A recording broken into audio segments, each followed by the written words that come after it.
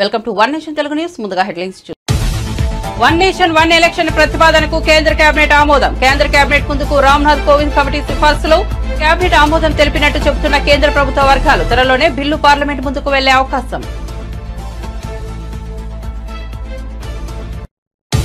నేడు కొత్త ఎంఎస్ఎంఈ పాలసీని ఆవిష్కరించిన తెలంగాణ ప్రభుత్వం. వ్యాపారాలు పెట్టుబడుల విస్తరణకు వీలుగా కొత్త పారిశ్రామిక విధానం. కార్యక్రమంలో పాల్గొన్న బట్టి విక్రమార్క, శ్రీధర్ బాబు.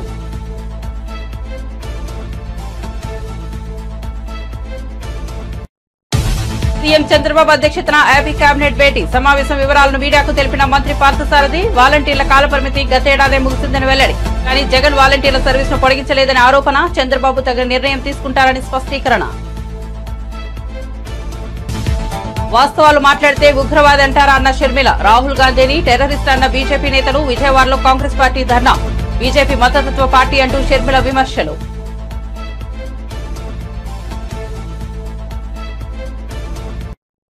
జత్వాని కేసులో ప్రాథమిక విచారణ పూర్తయిందన్న డీజీపీ. ప్రజలకు మెరుగైన సేవలు అందించడమే తమ లక్ష్యమని వ్యాఖ్య. ధైర్యంగా పనిచేసేలా పోలీసులను సంసిద్దం చేస్తున్నామన్న డీజీపీ.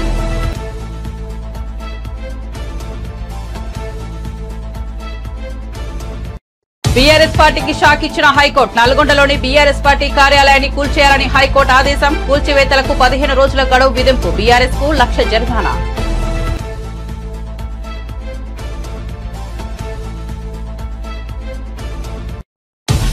ఉమ్మడి పశ్చిమ గోదావరి జిల్లాలో వైసీపీకి భారీ షాక్. టీడీపీలో చేరిన గంటా పద్మశ్రీ. కండువాకపై ఆహ్వానించిన మంత్రి లోకేష్. పద్మశ్రీతో పాటు పార్టీలో చేరిన పలువురు వైసీపీ నేతలు.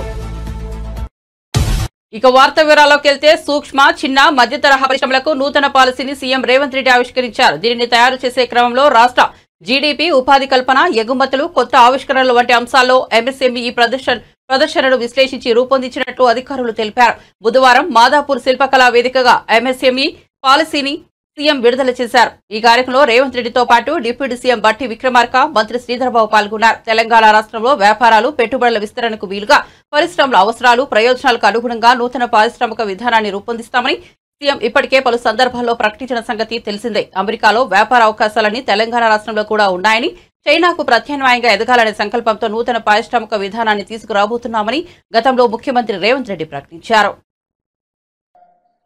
మీకందరికి తెలుసు, ఈ దేశం పివి నరసింహారావు గారు ప్రధానమంత్రి కాకంటే ముందు క్లోజ్డ్ ఎకానమీ,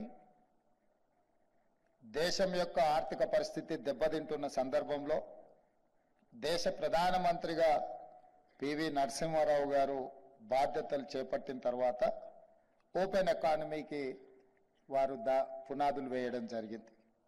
అప్పటి వరకు ఇండియన్ ఎకానమీ క్లోజ్డ్ ఎకానమీగా ఉన్నప్పుడు అంతర్జాతీయ స్థాయి పెట్టుబడులు కానీ, వేగంగా పరిశ్రమల విధానం కానీ రాలేదు. స్వతంత్రం వచ్చిన తర్వాత ఎడ్యుకేషన్ రెవల్యూషన్, అగ్రికల్చర్ రెవల్యూషన్ వచ్చింది, కానీ ఇండస్ట్రియల్ రెవల్యూషన్ని మనం సరైన విధంగా అందిపుచ్చుకోకపోవడం వల్ల పరిశ్రమలను ఏర్పాటు చేయడంలో మన దేశం కొంత వెనుకబడ్డది. కానీ పివి నరసింహారావు గారు ఈ దేశానికి ప్రధానమంత్రి అయిన తర్వాత ఇండస్ట్రియల్ పాలసీలో తీసుకొచ్చిన మార్పులు, పెట్టుబడుల విధానంలో తీసుకొచ్చిన సరళీకృత విధానాలు, క్లోజ్డ్ ఎకానమీగా ఉన్న ఇండియన్ ఎకానమీ ఓపెన్ ఎకానమీగా ఎల్పీజీ, లిబరలైజేషన్, ప్రైవేటైజేషన్, గ్లోబలైజేషన్, అంటే ప్రపంచంతో మనం పోటీ పడే విధంగా మన విధి విధానాలను మార్చి, ఆనాడు వారు ప్రధానమంత్రిగా, శ్రీ మన్మోహన్ సింగ్ గారు ఆర్థిక మంత్రిగా ఈ దేశంలో గొప్ప విధానాలను తీసుకురావడంతో ఈరోజు భారతదేశము ప్రపంచ దేశాలతో పోటీ పడగలిగిన స్థాయికి మనం ఈరోజు రాణించినాం. ఆ పివి నరసింహారావు గారు మంతని శాసనసభ నియోజకవర్గం నుంచి వారు శాసనసభ్యులుగా పనిచేసి తెలంగాణ రాష్ట్రానికి ముఖ్యమంత్రిగా ప్రాతినిధ్యం వహించారు. వారి తర్వాత మళ్ళీ ఈనాడు అదే మంతని శాసనసభ నియోజకవర్గం నుంచి మిత్రుడు దుద్దిల్ల శ్రీధర్ బాబు గారు ప్రాతినిధ్యం వహిస్తూ ఈరోజు తెలంగాణ పారిశ్రామిక విధానాలను దళితులకు, గిరిజనులకు, మహిళలకు అందుబాటులోకి తీసుకొచ్చి వాళ్ళకు ఇన్సెంటివ్స్ ఇవ్వడమే కాకుండా వాళ్ళను ప్రోత్సహించాలి. సూక్ష్మ, చిన్న మరియు మధ్య తరహా పరిశ్రమలను తెలంగాణ రాష్ట్రంలో నెలకొల్పడానికి అవసరమైన వాతావరణాన్ని సృష్టించాలి అని చెప్పి వారింత గొప్ప కార్యక్రమాన్ని తీసుకున్నారు. వారిని మనస్ఫూర్తిగా నేను అభినందిస్తున్నా. ఏ రాష్ట్రమైనా ఏ ప్రభుత్వమైనా పాలసీ 2024 అసెంబ్లీ ఎన్నికల్లో ఘోర పరాజయం పాలైన వైసీపీ పార్టీకి భారీ షాకులు తగులుతున్నాయి. ఇప్పటికే ఆ పార్టీకి చెందిన పలువురు రాజీనామా చేయగా వైసీపీలో కీలక నేతగా ఉన్న బాలినేని శ్రీనివాస్ రాజీనామా చేసినట్లు ప్రకటించారు. పలు కారణాల వల్ల తాను రాజీనామా చేస్తున్నట్లు మీడియా వేదికగా ప్రకటించారు. ఈ సందర్భంగా ఆయన మీడియాతో మాట్లాడుతూ రాజకీయాలు, బంధుత్వాలు వేరువేరు అని, జగన్ నిర్ణయాలు సరిగా లేనప్పుడు తాను వ్యతిరేకించానని, రాజకీయాల్లో భాష గౌరవంగా, హుందాతనంగా ఉండాలని, విలువలను కాపాడాల్సిన బాధ్యత మనపై ఉందని, ఆ విలువలను నమ్ముకొని 5 సార్లు ఎమ్మెల్యేగా గెలిచానని, 2 సార్లు మంత్రిగా కూడా పనిచేశానని, ఇప్పుడు కొన్ని కారణాలతో పార్టీ వీడుతున్నానన్నారు. అలాగే తన రాజీనామా లేఖను మాజీ సీఎం, వైసీపీ పార్టీ అధ్యక్షుడు జగన్ కు పంపినట్లు తెలిపారు. ఇదిలా ఉంటే గురువారం బాలినేని శ్రీనివాసరెడ్డి జనసేన అధినేత డిప్యూటీ సీఎం పవన్ కళ్యాణ్ తో భేటీ కానున్నట్లు తెలుస్తోంది. ప్రధానమంత్రి నరేంద్ర మోదీ సారథ్యంలోని కేంద్ర ప్రభుత్వం సంచలన నిర్ణయం తీసుకున్నట్లు తెలుస్తోంది. 1 నేషన్ 1 ఎలక్షన్ ప్రతిపాదనకు కేంద్ర కేబినెట్ ఆమోదం తెలిపినట్టు సమాచారం. ఒకే దేశం ఒకే ఎన్నికల అంశంపై మాజీ రాష్ట్రపతి రామ్నాథ్ కోవింద్ నేతృత్వంలో ఉన్నత స్థాయి కమిటీ తన నివేదికను కేంద్ర మంత్రివర్గం ముందు ఉంచినట్లు కేంద్ర ప్రభుత్వ వర్గాలు చెబుతున్నాయి. పార్లమెంట్ శీతాకాల సమావేశాల్లో ఈ మేరకు బిల్లును కూడా ప్రవేశపెట్టవచ్చని కథనాలు వెలువడుతున్నాయి. ఈ ప్రతిపాదన చట్టంగా మారితే లోక్సభ ఎన్నికలు, అన్ని రాష్ట్రాల అసెంబ్లీ ఎన్నికలు ఒకేసారి జరుగుతాయి. ఆ తర్వాత 100 రోజుల్లోగా నగర, పంచాయతీ ఎన్నికలు నిర్వహించాలనేది ప్రతిపాదనగా ఉంది. సీఎం చంద్రబాబు అధ్యక్షతన రాష్ట్ర సచివాలయంలో జరిగిన ఏపీ కేబినెట్ భేటీ ముగిసింది. కేబినెట్ భేటీలో తీసుకున్న నిర్ణయాలు, చర్చించిన అంశాలు, ఆమోదం తెలిపిన అంశాలను మంత్రి కొలుసు పార్థసారథి మీడియా సమావేశం ద్వారా వెల్లడించారు. వాలంటీర్ సచివాలయ వ్యవస్థలను ప్రభుత్వ శాఖలతో సమీకృతం చేస్తూ ఒక సమగ్ర నివేదిక ఇవ్వాలని మంత్రిమండలి సమావేశంలో ముఖ్యమంత్రి ఆదేశించారని తెలిపారు. రాష్ట్రంలో మొత్తం 2.63 లక్షల మంది వాలంటీర్లు ఉన్నారని, వారిలో 1.07 లక్షల మంది రాజీనామా చేశారని పార్థసారథి వివరించారు. పాలన అంతా వాలంటీర్ల మీదే నడుస్తోందన్నట్లుగా గత ప్రభుత్వం ప్రచారం చేసుకుందని విమర్శించారు. వాలంటీర్లు మోసం చేసిందో కూడా వారే చెప్పాల్సిన అవసరం ఉంది.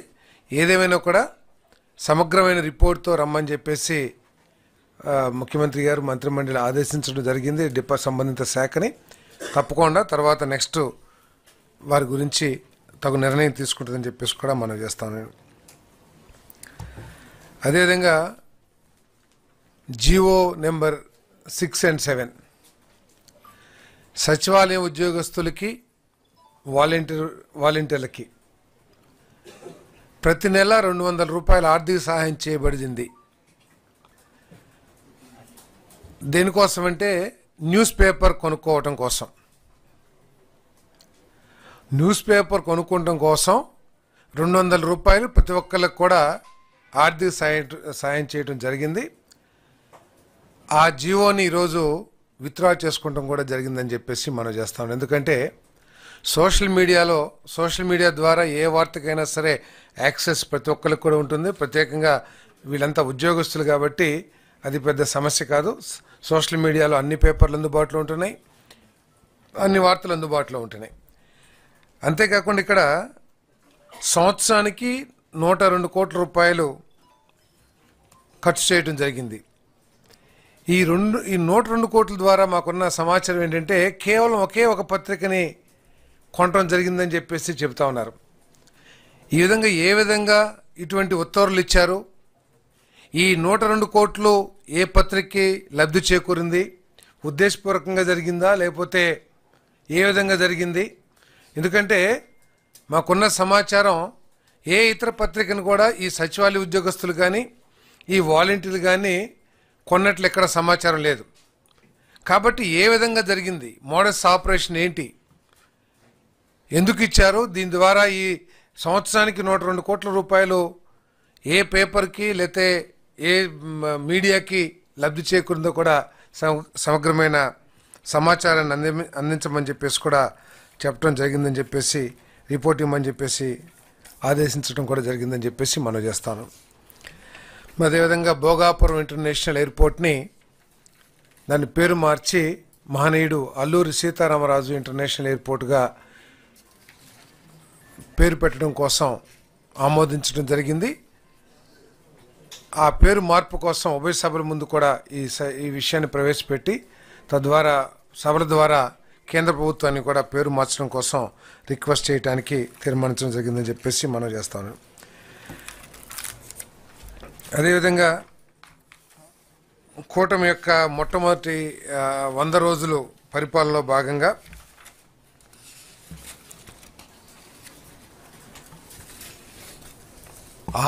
ప్రజల ఆరోగ్యానికి అత్యంత ప్రాధాన్యతనిస్తూ ఎస్టీ ఎలివేషన్ మయోకార్డియల్ ఇన్ఫ్రాక్షన్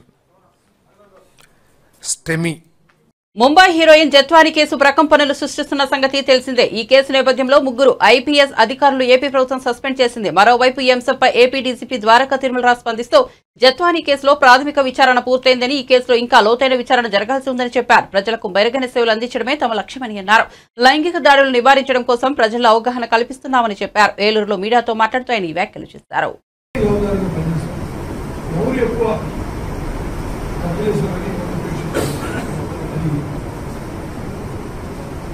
కావచ్చు, ఆర్టీఓలు కావచ్చు, మామూలు కానీ ఏదైనా సైంటిఫిక్ అదేవిధంగా క్రైమ్స్ తగ్గించడం గురించి అంటే నార్మల్గా మర్డర్ చేస్తే జరుగుతున్న అవగాహన సీనియర్ చెప్పారు.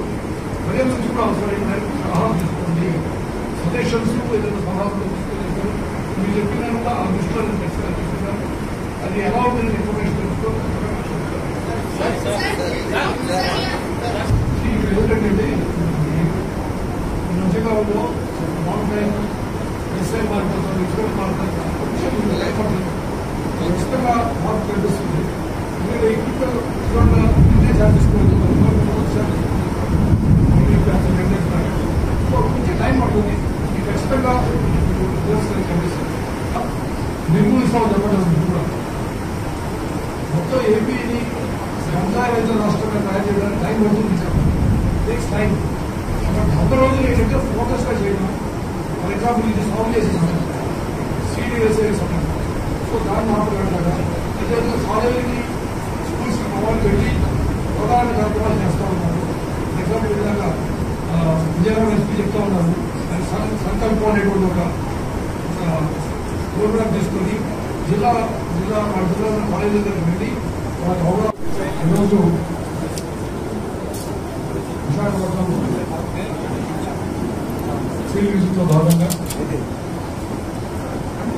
విశాఖపట్నం కమిషనరేట్ పరిధిలోను అదేవిధంగా విశాఖపట్నం రేంజ్ సంబంధ అన్ని జిల్లాలకు సంబంధించి పోలీసులు తీవ్ర కేంద్రంగా ఉంది.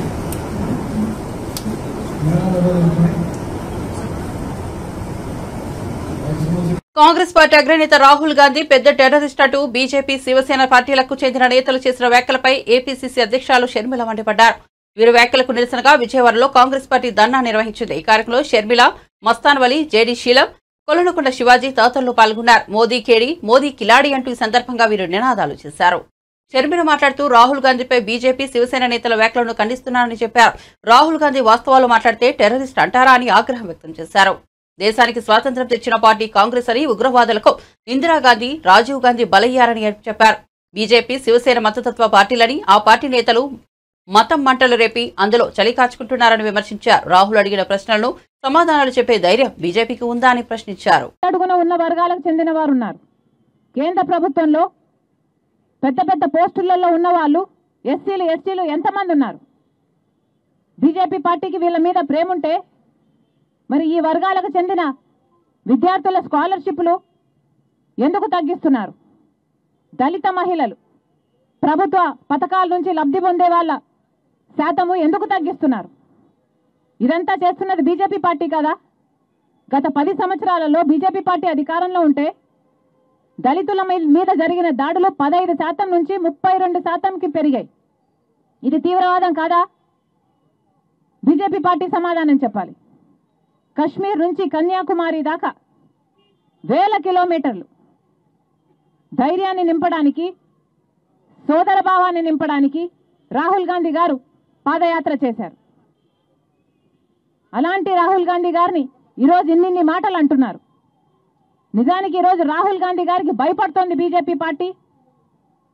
మోడీ అయినా, లేకపోతే బీజేపీ పార్టీ బండారం బయట పెడుతున్నారు అనే కదా ఈరోజు రాహుల్ గాంధీ గారిని మీరు టార్గెట్ చేస్తున్నారు. ఇలాగా బీజేపీ పార్టీ దేశ ప్రజలకు క్షమాపణ చెప్పాలి, రాహుల్ గాంధీ గారికి క్షమాపణ చెప్పాలి.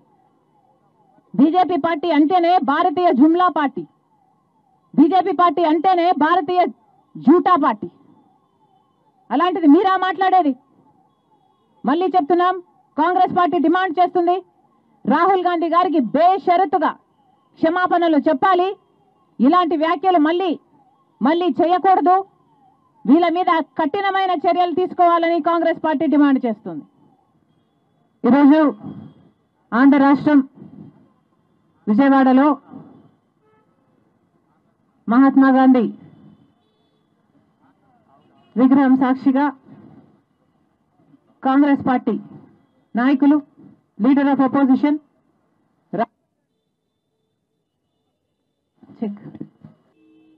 రాహుల్ గాంధీ గారిని ఉద్దేశించి బీజేపీ పార్టీకి చెందిన ఎమ్మెల్యేలు, మంత్రులు సైతం చేసిన దుర్మార్గపు వ్యాఖ్యలను ఖండిస్తుంది కాంగ్రెస్ పార్టీ. రాహుల్ గాంధీ గారు ఈరోజు లీడర్ ఆఫ్ అపోజిషన్. అలాంటి కాంగ్రెస్ పార్టీ నాయకుడిని పట్టుకొని బీజేపీ పార్టీ వాళ్ళు చేస్తున్న వ్యాఖ్యలైతేనేమి, టెర్రరిస్ట్ అని కానీ, రాహుల్ గాంధీ గారిని చంపేయాలి అని కానీ ఇలాంటి వ్యాఖ్యలు చేస్తున్నా కూడా బీజేపీ పార్టీకి చెందిన నాయకులు, మోడీ గారైనా అమిత్ షా గారైనా బీఆర్ఎస్ పార్టీకి తెలంగాణ హైకోర్టు పెద్ద షాక్ ఇచ్చింది. నల్గొండలోని బీఆర్ఎస్ పార్టీ కార్యాలయాన్ని కూల్చేయాలని ఆదేశించింది.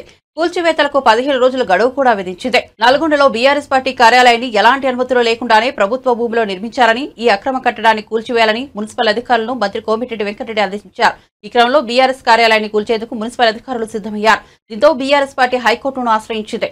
తమ కార్యాలయాన్ని రెగ్యులరైజ్ చేసే విధంగా మున్సిపల్ అధికారులకు ఆదేశాలు ఇవ్వాలని హైకోర్టును బీఆర్ఎస్ కోరింది. పిటిషన్ను విచారించిన హైకోర్టు ఆసక్తికర వ్యాఖ్యలు చేసింది. పార్టీ ఆఫీసులు నిర్మించక ముందే అనుమతులు తీసుకోవాలని, కట్టిన తర్వాత ఎలా అనుమతి తీసుకుంటారని ప్రశ్నించింది. 15 రోజుల్లోగా పార్టీ కార్యాలయాన్ని కూల్చేయాలని మున్సిపల్ అధికారులకు ఆదేశించింది. అంతేకాదు బీఆర్ఎస్ పార్టీకి ₹1,00,000 జరిమానా విధించింది.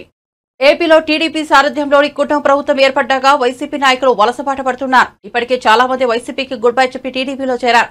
తాజాగా ఉమ్మడి పశ్చిమ గోదావరి జిల్లా జడ్పీ చైర్పర్సన్ గంటా పద్మశ్రీ టీడీపీలో చేరారు. ఏలూరు జిల్లా టీడీపీ అధ్యక్షులు గండి వీరాంజనేయుల నేతృత్వంలో పద్మశ్రీతో పాటు పలువురు వైసీపీ నేతలు బుధవారం నాడు పార్టీ మారారు.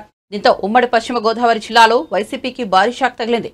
విద్య, ఐటీ, ఎలక్ట్రానిక్స్ శాఖల మంత్రి నారా లోకేష్ సమక్షంలో పద్మశ్రీ టీడీపీలో చేరారు. పద్మశ్రీ వైసీపీ జిల్లా బీసీసీఎల్ ప్రెసిడెంట్ గంటా వరప్రసాదరావు, పామర్తి అచ్యుత్ గౌడ్, ఈ అశోక్, ఎస్ కిషోర్, ఎస్ మురళీరెడ్డి కిషోర్ తదితరులకు మంత్రి లోకేష్ కండువా కప్పి టీడీపీలోకి ఆహ్వానించారు. ఉండవల్లిలోని మంత్రి లోకేష్ నివాసంలో ఈ చేరికలు జరిగాయి. అనంతరం మంత్రి లోకేష్ మాట్లాడుతూ ప్రజాప్రతినిధులు నిత్యం ప్రజలకు అందుబాటులో ఉండి సమస్యల పరిష్కారానికి కృషి చేయాలని సూచించారు. జానీ మాస్టర్ వ్యవహారం ముమ్మాటికి లవ్ జిహాదీ కేసు అని, బాధితురాలికి బీజేపీ మహిళా మోర్చా అండగా ఉంటుందని మహిళా మోర్చా అధ్యక్షురాలు శిల్పారెడ్డి అన్నారు. టాలీవుడ్ కొరియోగ్రాఫర్ జానీ మాస్టర్ లైంగిక వేధింపుల కేసుపై స్పందించిన ఆమె పలు కీలక వ్యాఖ్యలు చేశారు. ఆమె మాట్లాడుతూ ప్రముఖ కొరియోగ్రాఫర్ జానీ మాస్టర్ గా అని పిలువబడే షేక్ జానీ పాషా లైంగిక వేధింపులకు పాల్పడుతున్నారని ఓ జూనియర్ కొరియోగ్రాఫర్ పోలీస్ స్టేషన్లో ఫిర్యాదు చేసినప్పటికీ పోలీస్ యంత్రాంగం గాని రాష్ట్ర ప్రభుత్వం గాని స్పందించకపోవడం దురదృష్టకరమని అన్నారు. మహిళా కొరియోగ్రాఫర్ మైనర్ గా ఉన్నప్పటి నుంచే ఆమెపై వేధింపులకు పాల్పడుతున్నారని ఫిర్యాదులో పేర్కొన్నారని, అయినా ఇంతవరకు అతన్ని అరెస్టు చేయకపోవడం బాధాకరమని విషయమని తెలిపారు. ఇది ముమ్మాటికి లవ్ జిహాదీ కేసని, ఇలాంటి ఘటనలు రోజు రోజుకు పెరుగుతున్నా రాష్ట్ర ప్రభుత్వం నిమ్మకు నీరెత్తినట్లు వ్యవహరించడం బీజేపీ మహిళా మోర్చా ఖండిస్తుందని చెప్పారు.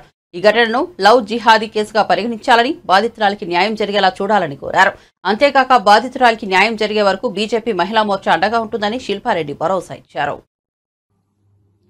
జై శ్రీరామ్. టాలీవుడ్ ఇండస్ట్రీకి సంబంధించి ఒక ప్రముఖమైన కొరియోగ్రాఫర్ షేక్ జానీ బాషా, జానీ మాస్టర్ అని పిలువబడే ఒక కొరియోగ్రాఫర్ సెక్షువల్లీ అసాల్ట్ చేస్తున్నాడు అని చెప్పి ఒక జూనియర్ కొరియోగ్రాఫర్ పోలీస్ స్టేషన్లో కంప్లైంట్ ఇచ్చినప్పటికీ ఇంతవరకు పోలీస్ యంత్రాంగం గాని రాష్ట్ర ప్రభుత్వం గాని దానిపై స్పందించకపోవడం చాలా దురదృష్టకరమైన విషయం. అమ్మాయి తన కంప్లైంట్ కాపీలో క్లియర్ గా మెన్షన్ చేసినప్పటికీ గత 5 సంవత్సరాల నుంచి, అంటే ఆ అమ్మాయి మైనర్ గా ఉన్నప్పటి నుంచి అతను వేధిస్తున్నాడు, సెక్షువల్ ఫేవర్స్ అడుగుతున్నాడు అలాగే మతం మార్చుకొని తనని పెళ్లి చేసుకోవాలని ఒత్తిడి తెస్తున్నాడు అని క్లియర్ కట్ గా మెన్షన్ చేసినప్పటికీ ఆ జానీ మాస్టర్ అనే వ్యక్తిని ఇంతవరకు పోలీసులు అరెస్ట్ చేయకపోవడం, అతను నెల్లూరులో ఉన్నాడు అని తెలిసి కూడా అతన్ని అరెస్ట్ చేయకపోవడం, అలాగే రాష్ట్ర ప్రభుత్వం దీనిపై స్పందించకపోవడం చాలా దురదృష్టకరమైన విషయం. ఇది క్లియర్ కట్ గా లవ్ జిహాద్ కేసు. ముస్లిం అబ్బాయిలు హిందూ అమ్మాయిలను ట్రాప్ చేసి వాళ్ళ మతం మార్చి వాళ్ళని చిత్రహింసలు పెట్టే ఇదొక ప్రక్రియని రోజు రోజుకి ఎక్కువైతున్నప్పటికీ కూడా మన రాష్ట్ర ప్రభుత్వం నిమ్మకు నీరెత్తినట్టు కూర్చోవడాన్ని భారతీయ జనతా పార్టీ మహిళా మోర్చా తీవ్రంగా ఖండిస్తుంది. రోజు రోజుకి రాష్ట్రంలో అత్యాచారాలు అన్యాయాలు పెరుగుతున్నప్పటికీ మన సీఎం రేవంత్ రెడ్డి గారు, కేర్ ఆఫ్ హోమ్ మినిస్టర్ గారు నిర్లక్ష్య వైఖరిని మేము తీవ్రంగా ఖండిస్తున్నాం. ఇది వెంటనే లవ్ జిహాద్ గా కేసుగా తీసుకోవాలని, అలాగే ఆ అమ్మాయికి వెంటనే న్యాయం జరగాలని, న్యాయం జరిగే విధంగా భారతీయ జనతా పార్టీ మహిళా మోర్చా తనకు అండగా ఉండి ఆమెకి న్యాయం చేసే విధంగా పోరాడతామని, దీన్ని ఎటువంటి పక్షపాతం వహించకుండా ఈ కేసు సాల్వ్ చేయాలని విజ్ఞప్తి చేస్తూ జై శ్రీరామ్. ఏపీలోని కాకినాడ ప్రభుత్వ ఆసుపత్రికి చెందిన వైద్యులు ఓ రోగికి జూనియర్ ఎన్టీఆర్ సినిమా చూపిస్తూ బ్రెయిన్ సర్జరీ చేశారు. అవే క్రానియాటమీ అని పిలిచే ఈ శస్త్రచికిత్స ఎంతో క్లిష్టమైనది. సాధారణంగా మూర్ఛతో బాధపడే రోగులకు ఈ శస్త్రచికిత్స నిర్వహిస్తుంటారు. ఇటీవల కాలంలో ట్యూమర్లతో బాధపడే వారికి కూడా అవే క్రానియాటమీ నిర్వహిస్తున్నారు. ఈ శస్త్రచికిత్స సమయంలో రోగి మేల్కొని ఉండాల్సి ఉంటుంది. తద్వారా నాడీ వ్యవస్థ చైతన్యవంతంగా ఉంటుంది. శస్త్రచికిత్స సులువు అవుతుంది. 55 ఏళ్ల అనంతలక్ష్మి అనే మహిళ కొన్నాళ్లుగా బ్రెయిన్ ట్యూమర్ తో బాధపడుతోంది. అవయవాలు చచ్చుపడినట్లు ఉండటం, తరచుగా తలనొప్పితో బాధపడుతున్న ఆమెకు వైద్య పరీక్షలు నిర్వహించగా మెదడులో ఎడమ వైపున 3.3 x 2.7 సెంటీమీటర్ల కణితి ఉన్నట్లు గుర్తించారు. ఇలాంటి కష్టసాధ్యమైన శస్త్రచికిత్సలకు ప్రైవేట్ ఆసుపత్రిలో భారీగా ఖర్చవుతుంది. దాంతో అనంతలక్ష్మి కాకినాడ ప్రభుత్వ ఆసుపత్రి వైద్యులను సంప్రదించింది. శస్త్రచికిత్స సమయంలో అనంతలక్ష్మి ప్రశాంతంగా ఉండేందుకు వైద్యులు ఆమెకు ఇష్టమైన జూనియర్ ఎన్టీఆర్ సినిమా అదృష్టిలోని కొన్ని సీన్లను చూపించారు. శస్త్రచికిత్స చేసి విజయవంతంగా ఆమె మెదడు నుంచి కణితిని తొలగించారు. ఈ ఆపరేషన్ కు 2.5 గంటల సమయం పట్టింది. గత నెల రోజులుగా తెలంగాణ, ఆంధ్రప్రదేశ్ రాష్ట్రాల్లో ఎడతెరిపి లేకుండా వర్షాలు కురుస్తూనే ఉన్నాయి. బంగాళాఖాతంలో ఏర్పడిన అల్పపీడనం ప్రభావం వల్ల ఇరు రాష్ట్రాల్లో వర్షాలు దంచికొట్టాయి. వాగులు, వంకలు పొంగిపొర్లాయి. తెలంగాణలో వర్షాల కారణంగా ఖమ్మం, మహబూబాద్ జిల్లాలు అతలాకుతలమయ్యాయి. ఇక ఏపీలో విజయవాడ గురించి ప్రత్యేకంగా చెప్పనక్కర్లేదు. బుడమేరు వాగు ముంచేసింది. ఇప్పటికే అక్కడి ప్రజలు ఇంకా కోలుకోలేకపోతున్నారు. గత వారం రోజులుగా వరుణుడు కాస్త బ్రేక్ ఇచ్చారని సంతోషపడేలోగా ఐఎండీ మరో షాక్ న్యూస్ చెప్పింది. రాబోయే 3 రోజుల పాటు తెలుగు రాష్ట్రాల్లో వర్షాలు పడే అవకాశాలున్నాయని తెలిపింది. ఈ నేపథ్యంలో రాబోయే 3 రోజుల్లో తెలంగాణలో కొమురంభీం, ఆసిఫాబాద్, ఆదిలాబాద్, నిర్మల్, నిజామాబాద్, జగిత్యాల, మంచిర్యాల, రాజన్న సిరిసిల్ల, పెద్దపల్లి, కరీంనగర్, ములుగు, భద్రాద్రి కొత్తగూడెం, జయశంకర్ భూపాలపల్లి, వరంగల్, హన్మకొండ, చనగాం, మేడ్చల్, మల్కాజ్గిరి, హైదరాబాద్, రంగారెడ్డి జిల్లాలో మోస్తరు నుంచి తేలికపాటి వర్షాలు పడే ఛాన్స్ ఉందని హైదరాబాద్ వాతావరణ శాఖ తెలిపింది. అలాగే కొన్ని ప్రాంతాల్లో భిన్నమైన వాతావరణం ఉంటుందని, ఉదయం ఎండ, వెంటనే మేఘాలు, మళ్లీ ఎండ రావడం లాంటిది జరుగుతుందని వాతావరణ శాఖ తెలిపింది. బులెటిన్ ముగించే ముందు హెడ్లైన్స్ మరోసారి చూద్దాం. వన్ నేషన్ వన్ ఎలక్షన్ ప్రతిపాదనకు కేంద్ర కేబినెట్ ఆమోదం. కేంద్ర కేబినెట్ ముందుకు రామ్నాథ్ కోవింద్ కమిటీ సిఫార్సులు. కేబినెట్ ఆమోదం తెలిపినట్టు చెబుతున్న కేంద్ర ప్రభుత్వ వర్గాలు. త్వరలోనే బిల్లు పార్లమెంట్ ముందుకు వెళ్లే అవకాశం. నేడు కొత్త ఎంఎస్ఎంఈ పాలసీని ఆవిష్కరించిన తెలంగాణ ప్రభుత్వం. వ్యాపారాలు, పెట్టుబడుల విస్తరణకు వీలుగా కొత్త పారిశ్రామిక విధానం. కార్యక్రమంలో పాల్గొన్న బట్టి విక్రమార్క, శ్రీధరబాబు.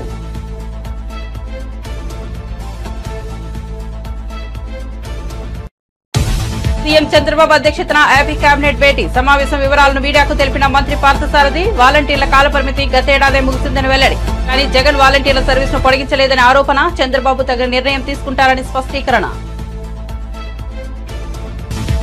వాస్తవాలు మాట్లాడితే ఉగ్రవాది అంటారా అన్న షర్మిల. రాహుల్ గాంధీని టెర్రరిస్ట్ అన్న బీజేపీ నేతలు. విజయవాడలో కాంగ్రెస్ పార్టీ ధర్నా. బీజేపీ మతతత్వ పార్టీ అంటూ షర్మిల విమర్శలు.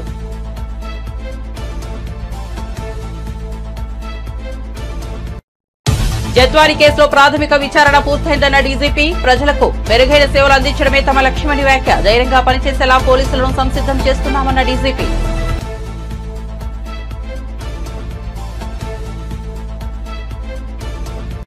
బీఆర్ఎస్ పార్టీకి షాక్ ఇచ్చిన హైకోర్టు. నల్గొండలోని బీఆర్ఎస్ పార్టీ కార్యాలయాన్ని కూల్చేయాలని హైకోర్టు ఆదేశం. కూల్చివేతలకు 15 రోజుల గడువు విధింపు. బీఆర్ఎస్ కు 1 లక్ష జరిమానా.